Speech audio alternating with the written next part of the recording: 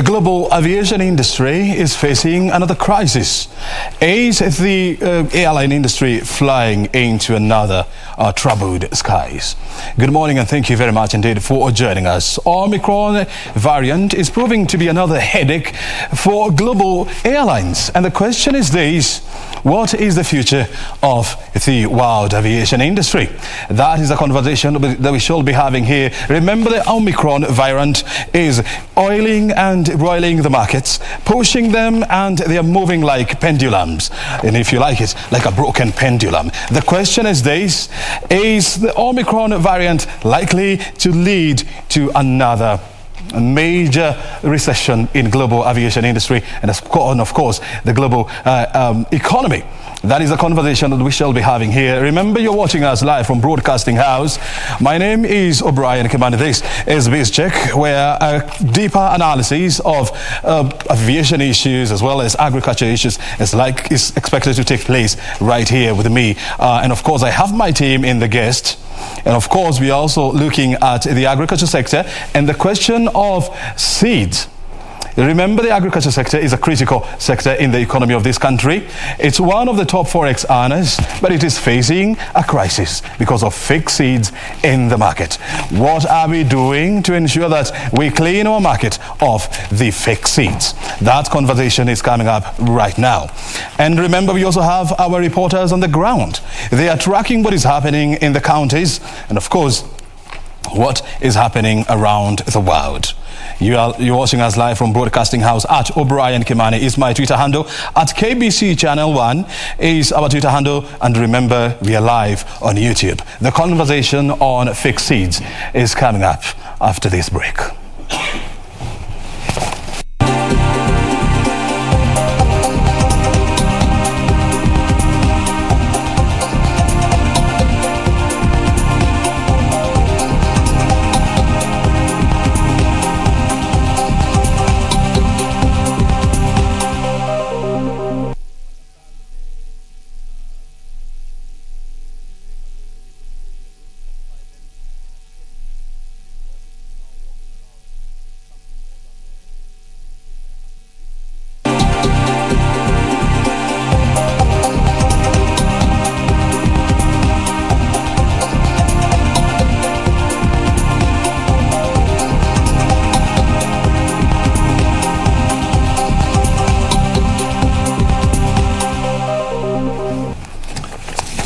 Well, the agriculture sector in Kenya is one of the critical forex exchange, and it's also one of the biggest employers in the country, contributing almost 25% to the country's GDP. But the sector is facing a crisis of fake seeds.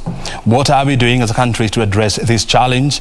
And have we put proper policies to deal with this crisis? Well, joining us on this program to help us push this program forward and, of course, this conversation forward is Kasim Owino. He's a chairperson of Seed Company Group. He's joining us on this set. Thank you very much indeed, Kasim, for your time. And of course, Betty Kosgei is a communications officer at Seed Trade Association of Kenya, which is the umbrella body of seed dealers in the country. Thank you very much indeed, Betty, for your time.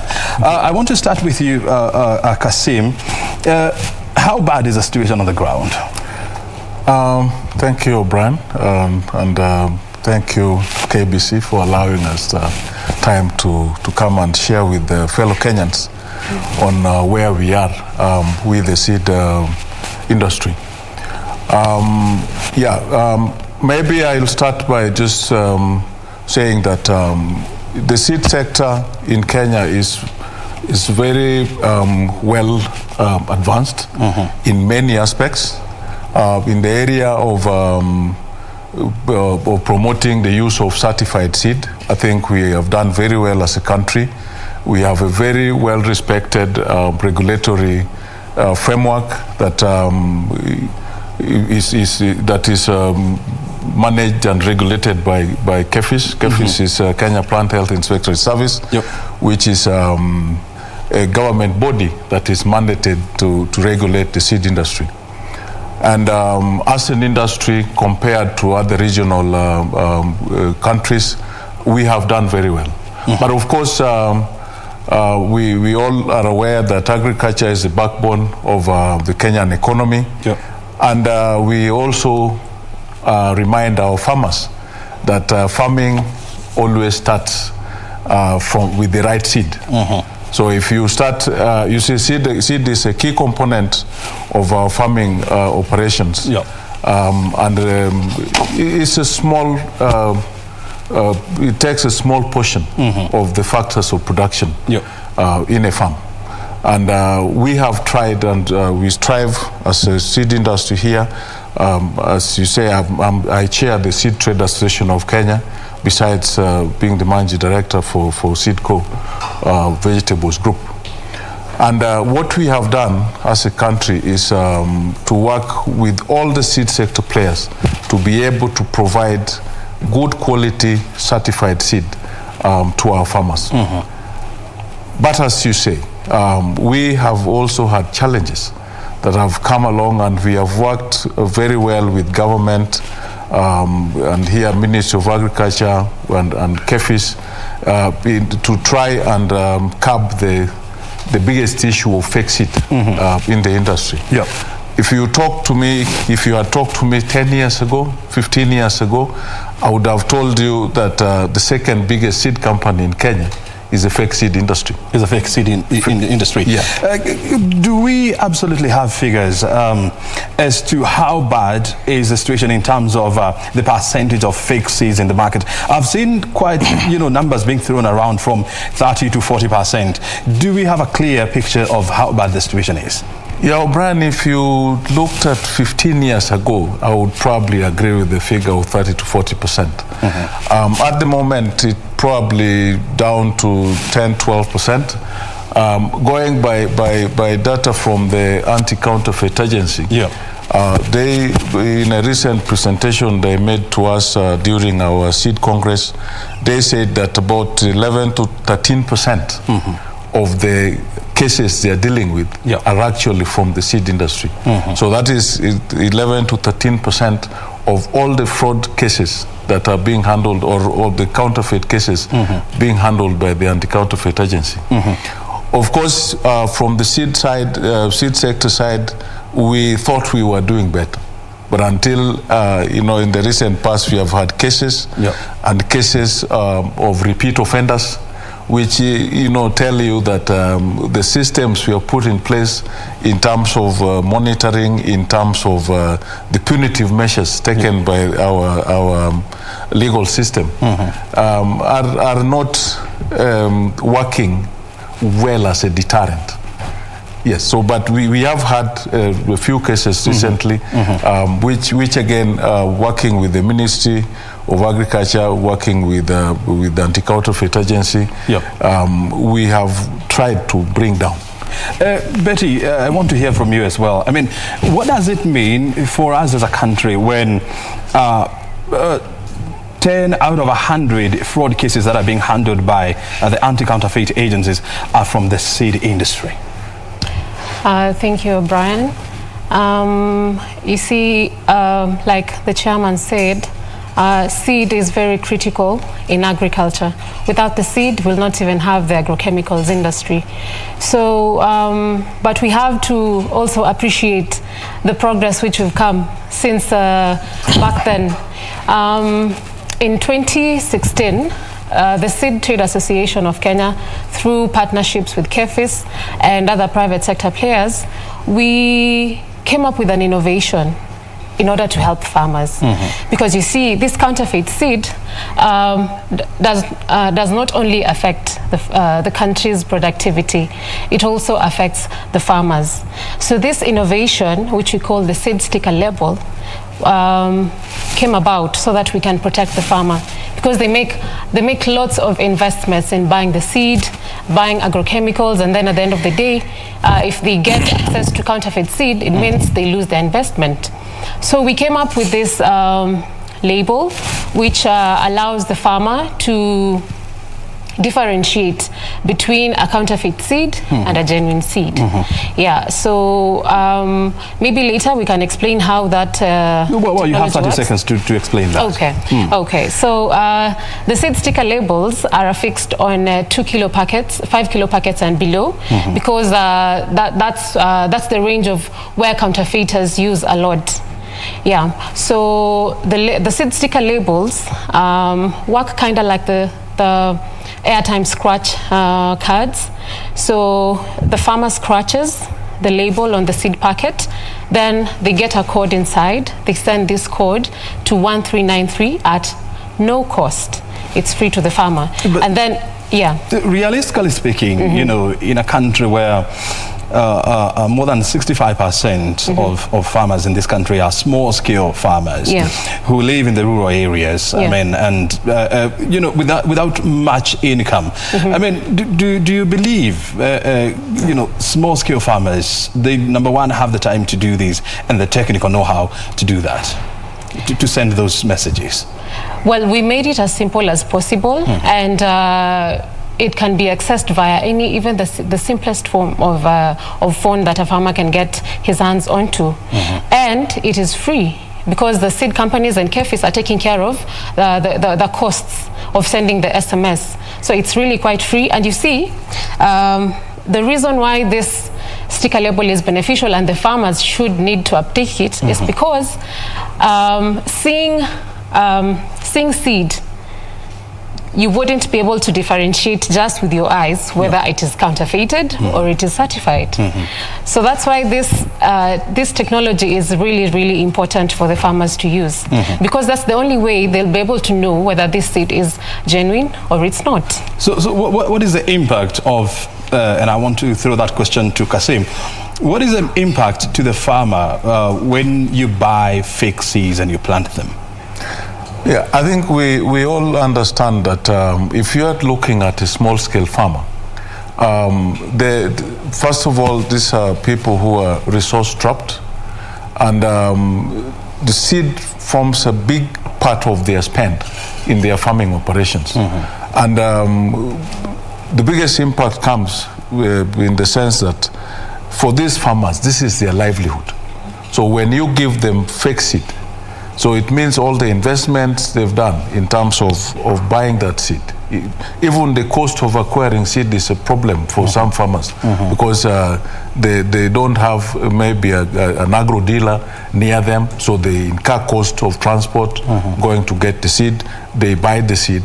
They will struggle. You know, in the olden days, you know, farmers had big families. This has changed, so it means that they sometimes have to hire, you know, tractors to prepare their land, and all the costs that go along with the farming operation.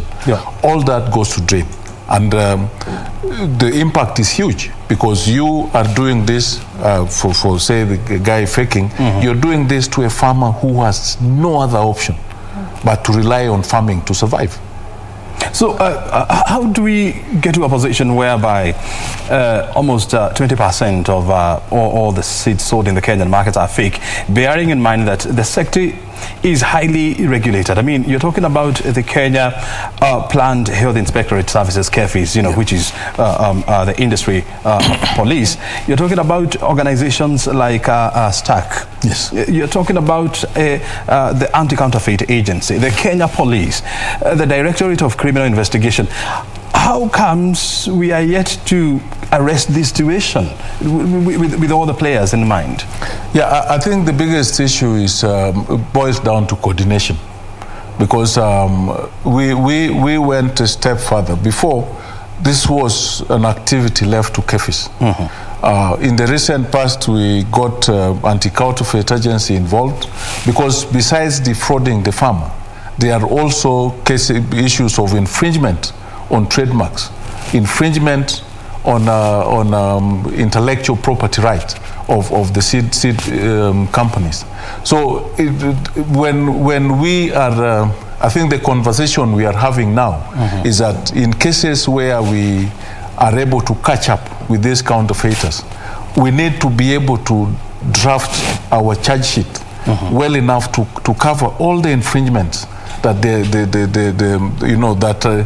can't be put on any single product, because besides, as I said, the IP rights of the breeders, trademark infringement, besides just defrauding and denying the farmer their right to livelihood.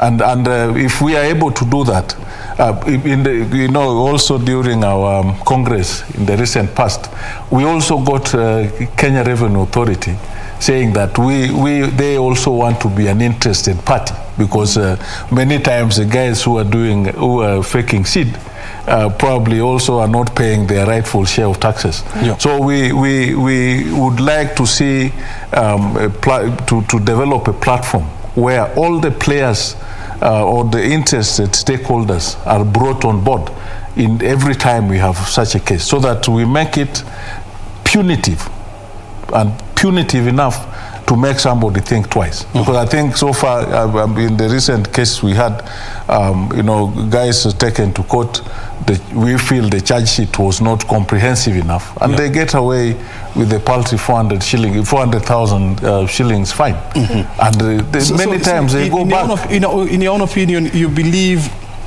the weak link is at the judicial point?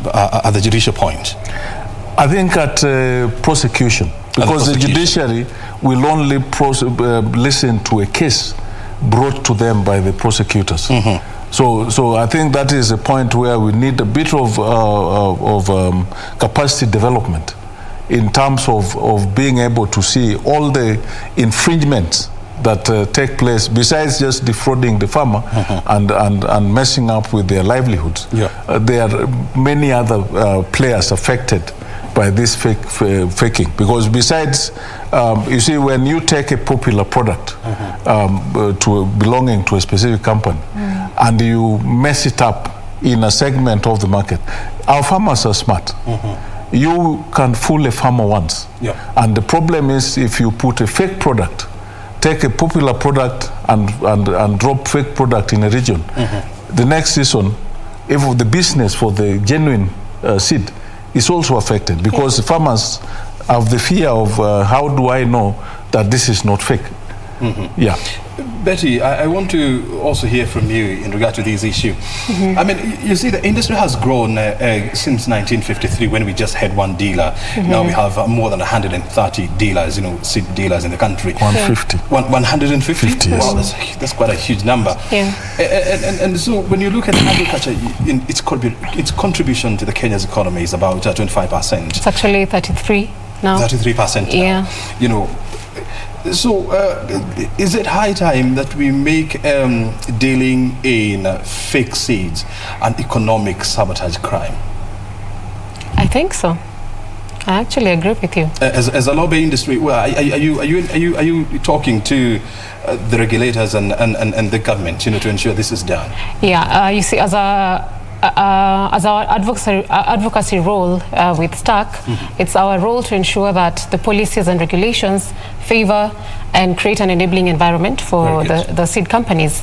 Hold on to your thoughts, because I'll be coming back to you. We want now to go to the Nairobi National Park, whereby it is celebrating its 75th anniversary.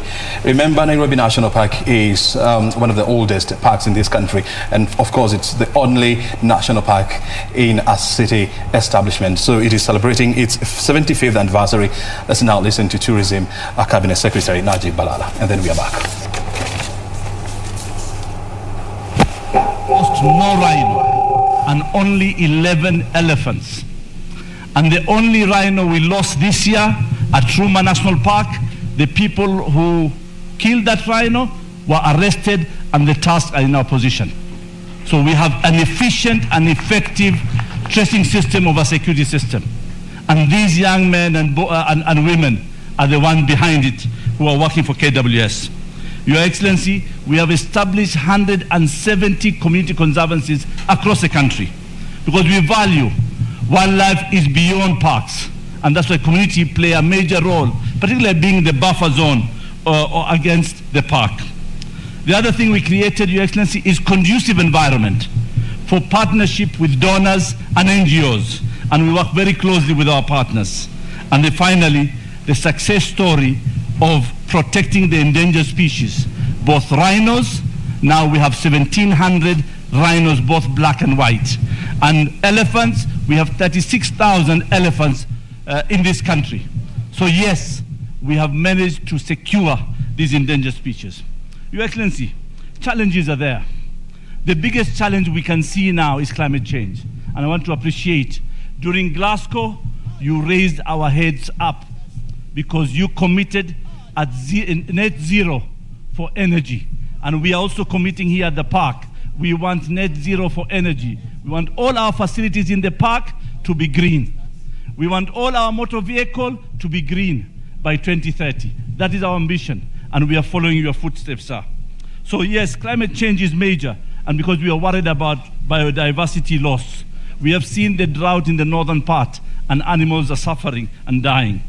The other key issue, Your Excellency, is human-wildlife conflict.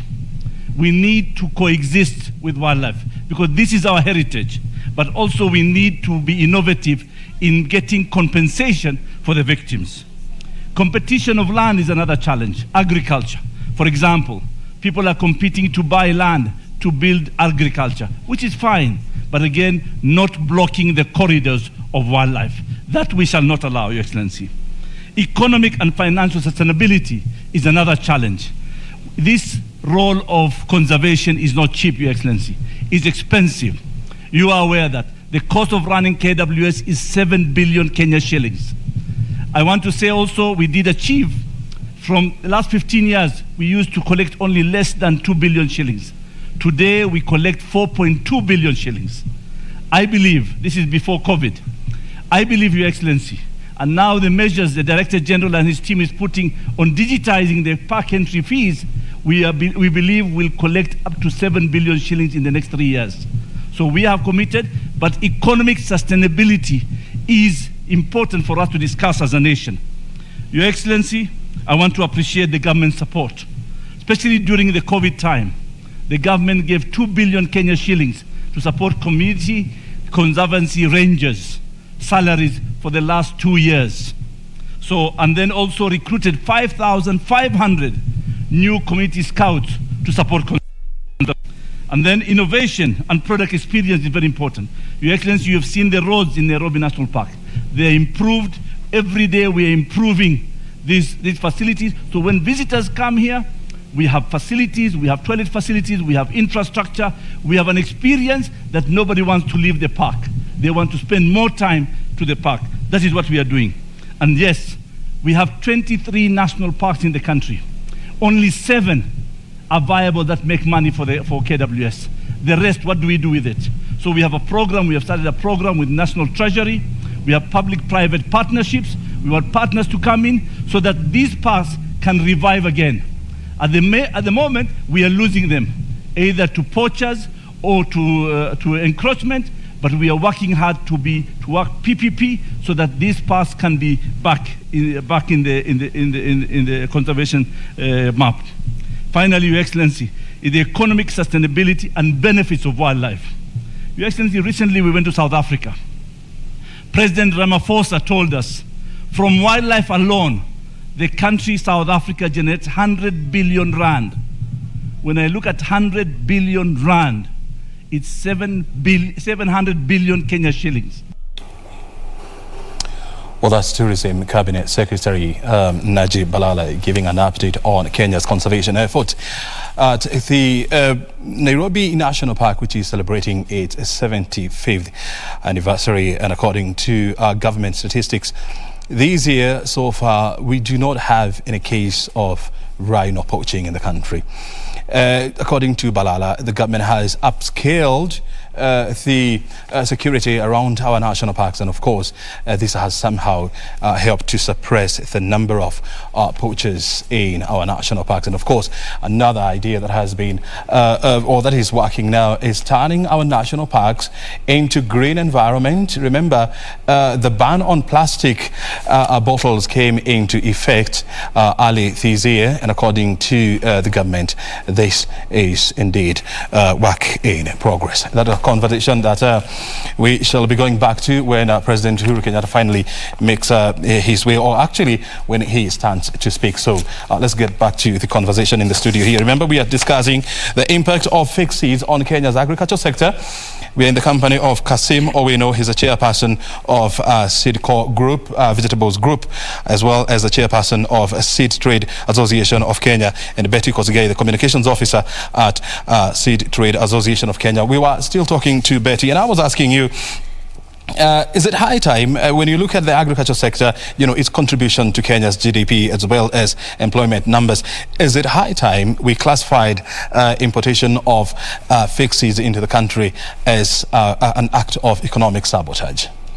Yes, and before we took a break, I was saying that STAC's main role is actually advocacy, and that is what we have been doing since 1982 when we started as an association, and we have been doing this through partnership with ministries, with the Ministry of Agriculture, sometimes the Ministry of Industrialization and Trade, depending on the issue at hand, and so the issue of penalties for the counterfeiters, we lobbied for increased stringent measures, which was done, but looking at things on the ground and the case which we've had recently, which is of a repeated offender, we are thinking about advocating more to have the measures more stringent, because currently in the regulations we allow for either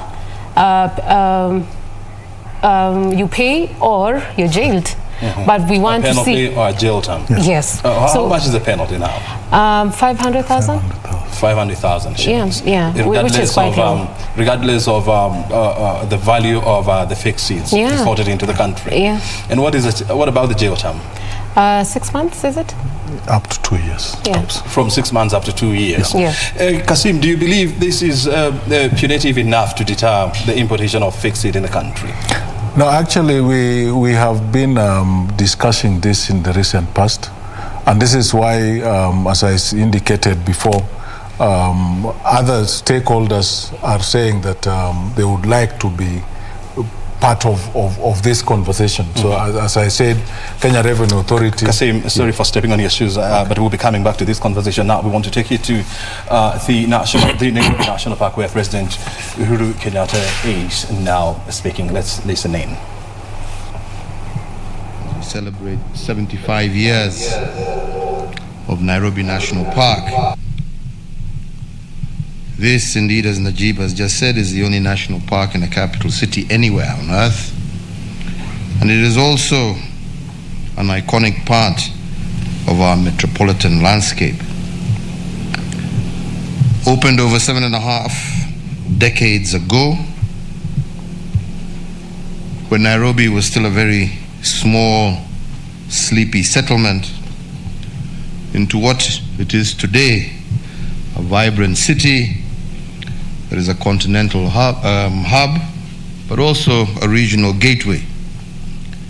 And as Nairobi has grown, this park has remained a place where residents and our international visitors can engage with nature against the backdrop of our police. So on this occasion, we are here together to reaffirm our commitment to preserving the natural beauty of our land and passing the same to future generations in as good a condition or even better than we found it. Those that came before us made deliberate choices to balance rapid social and economic development with conservation of our plant and animal life. And because of this foresight, Kenya today prides itself as having a thriving national park system comprising over 23 terrestrial national parks, 4 marine national parks, 28 terrestrial national reserves, 6 marine national reserves, as well as 7 national nature sanctuaries. But beyond our national parks, at the county level, We also boast thousands of local parks, arboretums, large gardens and green spaces. And ours is a clear example that development need not come at the cost of nature or environment. As our capital city and this Nairobi National Park have clearly illustrated, it is perfectly possible to juxtapose towering skyscrapers alongside towering necks of giraffes, and to have the sound of traffic being a short drive away from the call of elephants and rhinos and all sorts of other things. To also have a digital savanna like we do in Konza, sitting right next to a wonderful nature reserve as this. So to conserve and indeed to improve our natural beauty, I believe that all concerned agencies and individual citizens must always remain on guard and play their rightful role in protecting this inheritance. This calls for proactive management plans that address current threats, but also ones that anticipate future ones. And to this end, the Ministry of Tourism and Wildlife should put in place or implement the management plan for Nairobi National Park to ensure that this park serves humanity for posterity. Ladies and gentlemen, we are all aware that threats still abound, from poaching, habitat fragmentation, Najib, and also habitat degradation, changes in land use, human encroachment, but also the adverse impacts of climate change. This all combined place unprecedented threats on our natural beauty and the splendor of our heritage. This situation has also been compounded by the increasing levels of human-wildlife conflict, inadequate financing from conservation activities, lack of personnel, resources, as well as equipment. We are trying to alleviate some of these challenges. We have increased, as you heard from Najib, our own national budgetary allocation to environment and wildlife conservation, and we shall continue to increase our support for the conservation agenda. Poaching and illegal wildlife trade is a multifaceted issue encompassing development, economic, environmental, social, security dimensions. As a government, we are committed to eradicate poaching and to end the illicit trade in wildlife. But it is critically important that we also collectively raise awareness not just on the serious effects of wildlife crime, but also highlight the need to secure wildlife habitats. Again, as was mentioned, we have had the opportunity to increase this park by an additional 2,000 acres. We are working to see if we can get more. And further, we have also expanded the corridor to the Swara International Livestock Research Institute, ILRI, by increasing the space by a further 1,900 acres. I want to take this opportunity to commend the Ministry of Tourism and Wildlife and also the management of the Kenya Wildlife Service for the job that they are doing in ensuring that the conservation and protection of our national parks and wildlife is maintained. And I thank you, Najib, and your team for the passionate leadership and commitment that all of you have shown to protect this unique natural treasure called Nairobi National Park, that all of us hold very dear. It is also with pride that we note that the number of cases of poaching have, especially for endangered animals, is reaching almost zero. We lost, as you heard, only one rhino to poaching in the year 2020, And we did manage not only to arrest the culprits, but also to recover the trophy. The same applies to elephant as well as other big game. We remain committed to continuing to support KWS and its multi-agency partners in their quest for completely eradicating poaching from our midst. Indeed, it is very pleasing for the last few years to consistently get reports not of declining numbers, but of increasing numbers, especially of the most endangered. Hongera kwenu nyote, asanteni sana.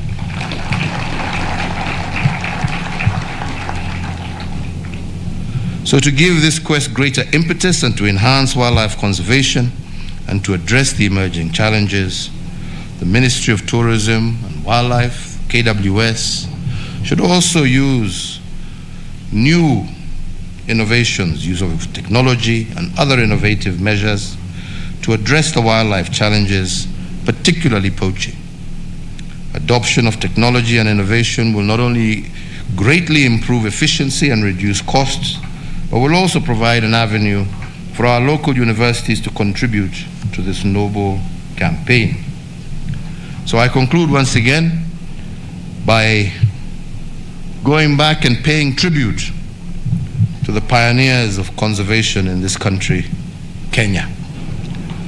Their dream of preserving our national treasures have led to the present reality that we are now all enjoying. And to honor these heroes, the Ministry of Tourism and Wildlife is today directed to put in place a recognition mechanism for such heroes with a special category that also recognizes the efforts of our young and future conservationists. I particularly look forward today to honoring our young citizens who have contributed to keeping our parks clean and clear of litter. In addition, steps to address human-wildlife conflict in their communities, and also the young Kenyans who have used their talents and platforms to bring awareness to the need to conserve our natural beauty and wildlife. By highlighting this next generation of conservation heroes, we are not only providing them and others with an example that other young people can follow, but we also lay the foundation for a new generation of nature warriors who will take up the fight in the years to come. Let me then end by underscoring the fact that for 75 years, the Nairobi National Park has been the shine of the green city in the sun, and indeed it is my sincere hope that this national park shall stand here in the same pristine condition, not just for another 75 years, but also for many centuries that are to come.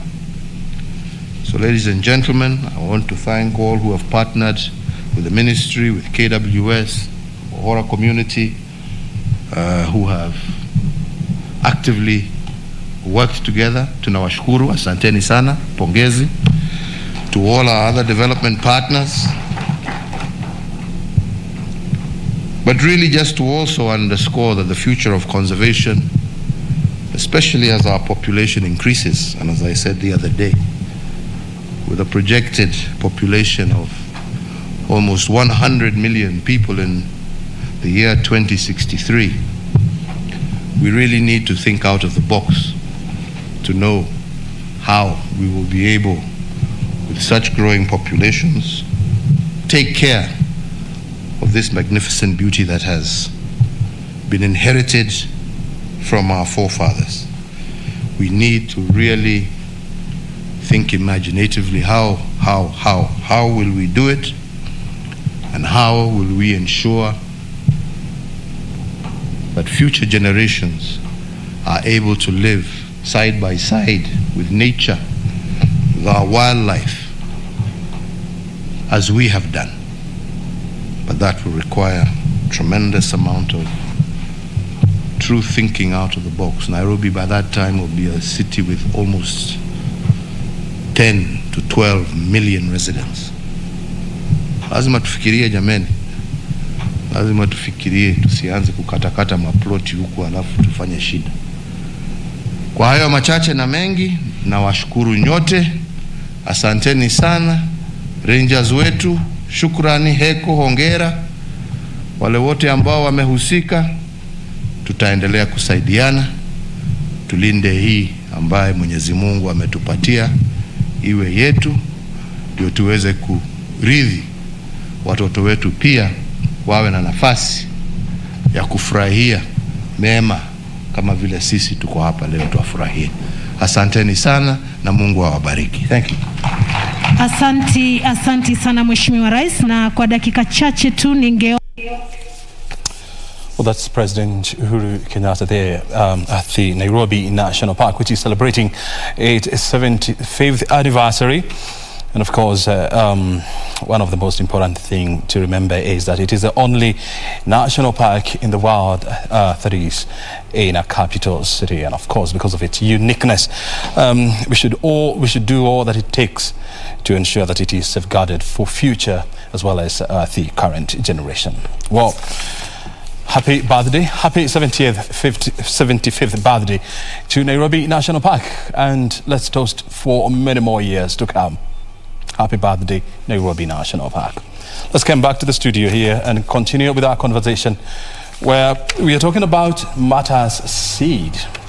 Yeah, that's the conversation that we've been having in the last 45 minutes or so. And now we want to come back and continue with that conversation. We are in the company of Kasim Owino. He's the chairperson of Seed Trade Association of Kenya, as well as the managing director of Seed Core Group, Vegetables Group, as well as Betty Kosgei, who is the communications officer at Seed Trade Association of Kenya. So let's get back to this conversation, and I also want to hear from you. We are talking about, having punitive measures, to deter cases of importation of fake seeds in the country. And I was asking you, as an organization with other stakeholders, are you lobbying for a review of the law to ensure that maximum penalty is imposed on unscrupulous dealers? Yes, O'Brien. Indeed, we are lobbying hard. Working with, of course, the regulator, KBC, Ministry of Agriculture, Anti-Counterfeit Agency, and in the recent past, KRA would like to also look at the books of these guys. But besides that, we have been involved in the review of the seed regulations. Again, we have proposed to the ministry that we would like to look at this. But over and above that, they also are talking to the prosecutors. We feel that part of where we fail is how we draft the charges that go to court. Because we probably pick one infringement of probably selling fake seed, but we do not bring in the other aspects of intellectual property right and infringement on trademark, and of course interfering with the legal business. Because as I said to you, where a farmer has experienced or has been caught in a situation, they are shy to come back to the same seed, even if now you give them the genuine seed. So I think this is something, is a conversation that we are going on with as an industry. Yeah, but do you believe? Do you blame this on laxity or lack of understanding on the case of the prosecution?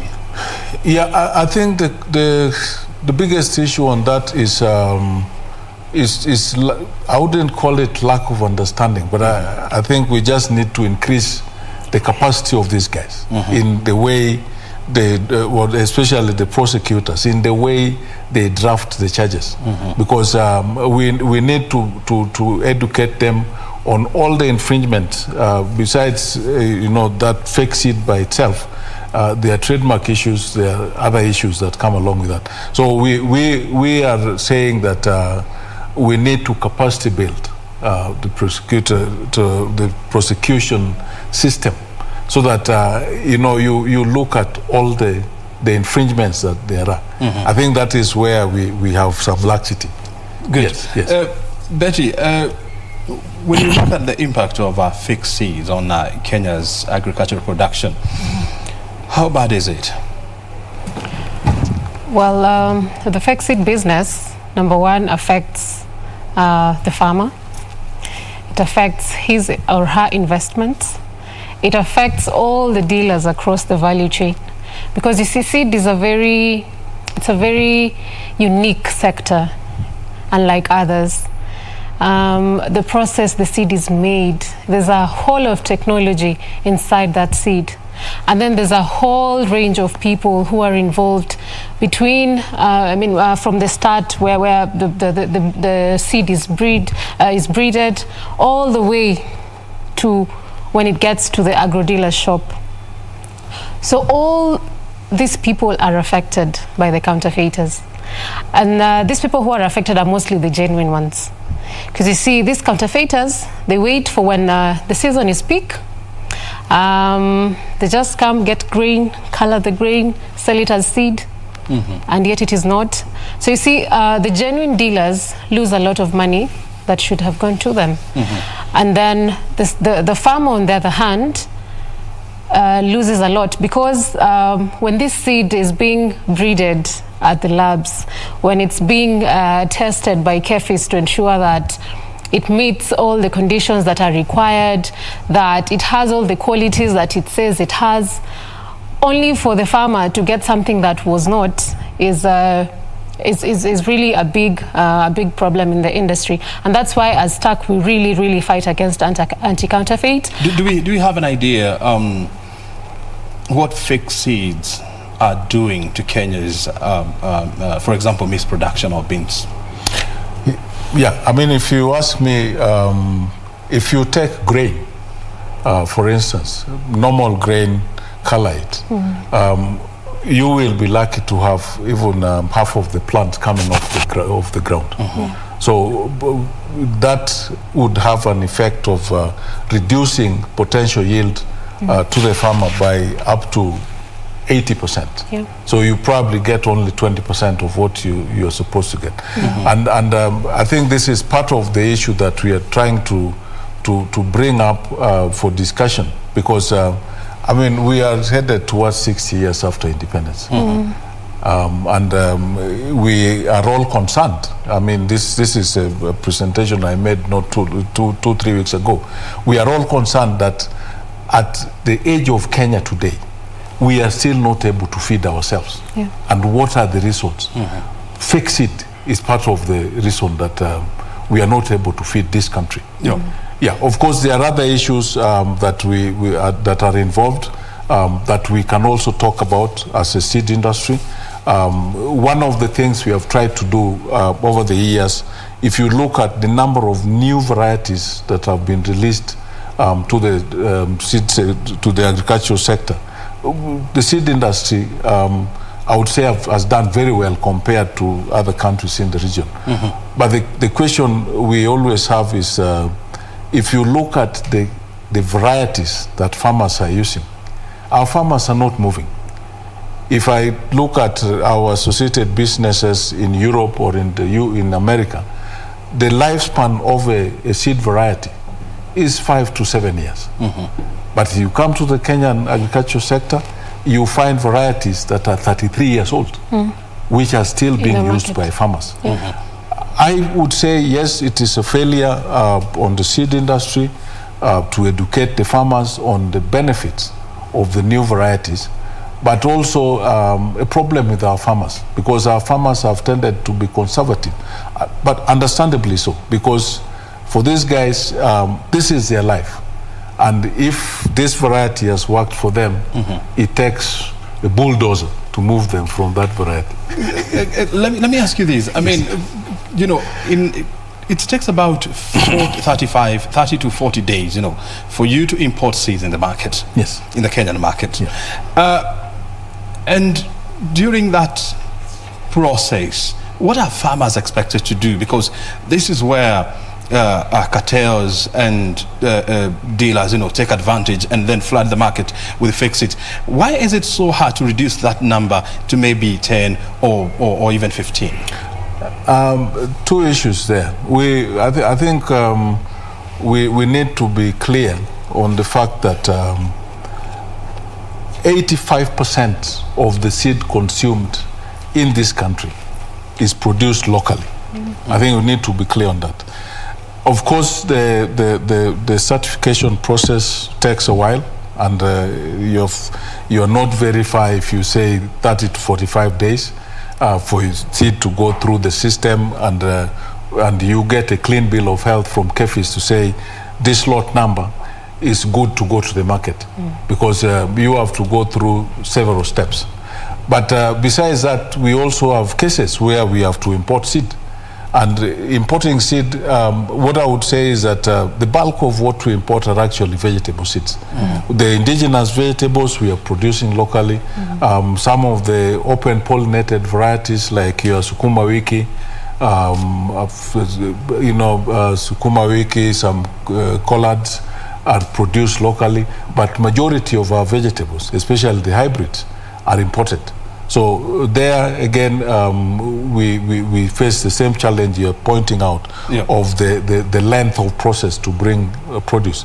So you asked me, what do the farmers do in that period?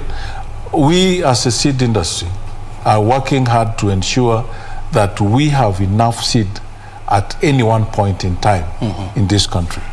We are working to ensure that we have enough certified seed, good quality seed for the farmers at any one time. But of course, challenges come. We see this year, and as we've had in the past, a biggest challenge in climate change and the change of weather patterns. This takes time to understand. And even for people like me who have been in the sector going to 30 years, we still have a challenge to understand and to advise the farmers at what point do you put seed in the ground. Very well. Betty, because we have to bring this conversation to a close. Look, when you look at Kenya's seed policy that was enacted back in the year 2010, is it high time now we look at the same policy and update it accordingly? Yeah, we actually started the process of reviewing the policy. We did not come to an end of it, but we prepared a policy statement from it. But I think that's something that has stuck. We need to really follow up, because so many things have changed since 2010. Going into the document, there's so much change in the industry. There's a change in the players, in how we do things. So it's really something that STARK is keen on doing, and we'll follow up on updating the policy. Kasim, when should we look forward to revamped seed policy in this country?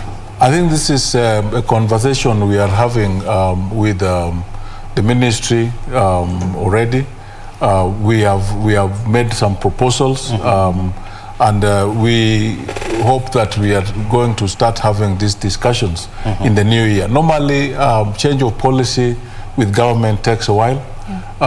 We have all different segments within the agricultural industry that are involved. We have had these conversations.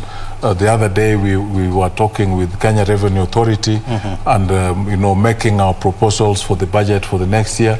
But the conversation on the seed sector policy is a conversation we've initiated with some policy statements that we have made, with some policy proposals that are already sitting with the Ministry of Agriculture. And I think there's a promise from the ministry that we will be having these discussions in the beginning of the new year. Very good. Yes. I hope that those conversations will be hastened in a bid to ensure that the policy is renewed and we looked into in a bid to deal with this crisis. Yes. Thank you very much indeed, lady and gentlemen, for finding time to be with us this morning, and of course sharing with us your insights. Thank you. Appreciate it. Thank you very much. Well, Kasim Obino is the chairperson of Seed Trade Association of Kenya, as well as the managing director of Seedco Group, and Betty Kosgei is a communication officer at Seed Trade Association, joining us this morning to help us understand how bad is the situation on the ground and what are the remedial measures that we need to put in place to ensure that we deal with the crisis of fake seed in the Kenyan market. You have, of course, heard it from him. Our conversation next is on the aviation industry, the trends, and of course the prospects in the future. Stay right here because the conversation will be eye-opening. I'm back shortly.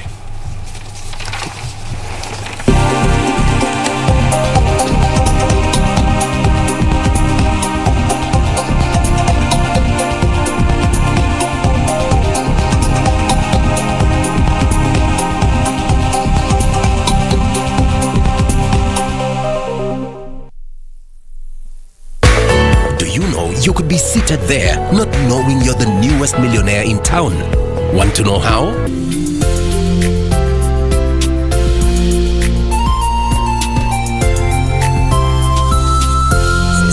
Visit ufaa.go.ke or dial *361# and find out if there's any unclaimed cash and other financial assets in your name. Labda umeomoka na ujui. Unclaimed Financial Assets Authority. Receive, safeguard, reunite.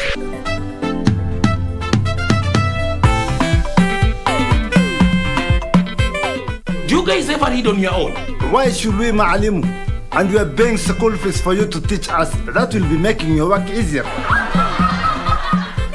You two ladies are murderers.